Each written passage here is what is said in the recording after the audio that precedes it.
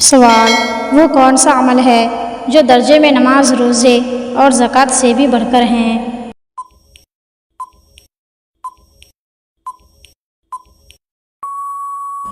جواب: جھگڑنے والوں میں صلح کرا دینا۔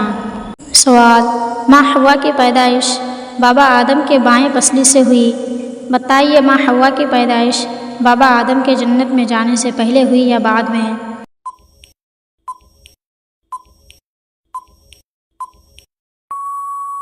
جواب: جنت میں داخل ہونے کے بعد۔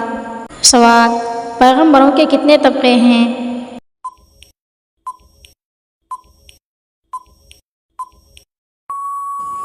جواب: پیغمبروں کے 3 طبقے ہیں۔ سوال: کیا آپ بتا سکتے ہیں کہ مسلمان پر کس فعل کے کرتے وقت بسم اللہ کہنا فرض ہے؟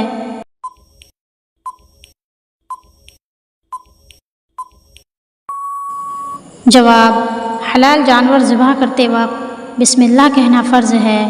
سوال: وہ ایک کیا ہے جس کا کوئی دوسرا نہیں؟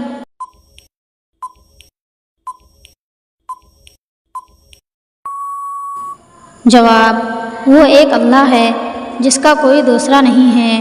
سوال: 6 مہینے سے زیادہ اگر کوئی تسبیح پڑھی جائے تو اس انسان کے ساتھ کیا ہوتا ہے؟